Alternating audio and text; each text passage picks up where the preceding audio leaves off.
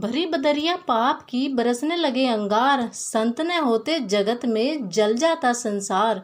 अर्थात अगर इस दुनिया में संत एवं अच्छे व्यक्ति न होते तो इस संसार कब का समाप्त हो गया होता।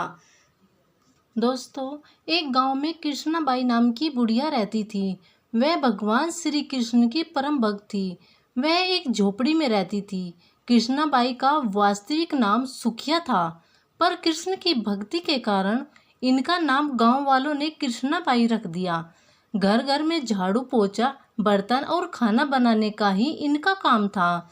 कृष्णाबाई रोज फूलों की माला बनाकर दोनों समय श्री कृष्ण जी को पहनाती थी और घंटों काना से बात करती थी। गांव के लोग यही सोचते थे कि बुढ़िया पागल है। एक रात श्री कृष्ण जी ने अपने भक्त कृष्णाबाई से कहा कि कल बहुत बड़ा भूचाल आने वाला है, तुम यह गांव छोड़कर दूसरे गांव चली जाओ।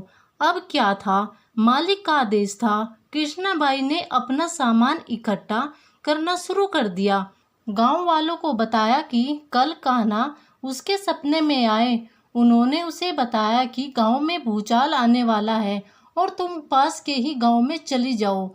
अब लोग कहाँ उस बूढ़ी पागल की बात मानने वाले, जो सुनता वही जोर जोर से ठहाके लगाता। इतने में बाई ने एक बैलगाड़ी मंगाई और अपने कान्हा की मूर्ति ली और सामान की गठरी बांधकर गाड़ी में बैठ गई और लोग उसकी मूर्खता पर हंसते रहे। बाई जाने लगी, बिल्कुल अपने गांव की सीमा पार कर अगले गांव में प्रवेश करने वाली थी कि उसे कृष्ण जी की आवाज आई, अरे पगली, जा अपनी झोपड़ी में से वह सुई तो ले आ जिससे तू माला बनाकर मुझे पहनाती थी। यह सुनकर बाई बेचैन हो गई, तड़प गई कि मुझसे भारी भूल कैसे हो गई। अब मैं कान्हा की माला कैसे बनाऊंगी। उसने गाड़ी वाले को वहां रोका और अपनी झोपड़ी की तरफ भागी। गांव वाले उसके पागलपन को देखते और खूब मजाक उड़ाते। बाई ने झोपड़ी में तिनकों में से फंसी हुई सुई को निकाला और फिर पागलों की तरह दौड़ती हुई गाड़ी के पास आई।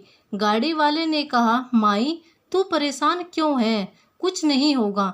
बाई ने कहा, अच्छा चल, अब अपने गांव की सीमा पार कर। गाड़ी वाले ने ठीक ऐसा ही किया।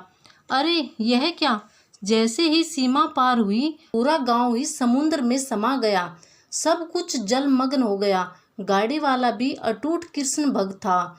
भगवान ने उसकी रक्षा करने में भी विलंब नहीं किया। इस कहानी से हमें यह शिक्षा मिलती है कि प्रभु जब अपने भक्त की मात्र एक सुई तक की इतनी चिंता करते हैं तो वह भक्त की रक्षा करने के लिए कितना चिंतित होंगे। जब तक उस भक्त की एक सुई उस गांव में थी, पूरा गांव बचा था।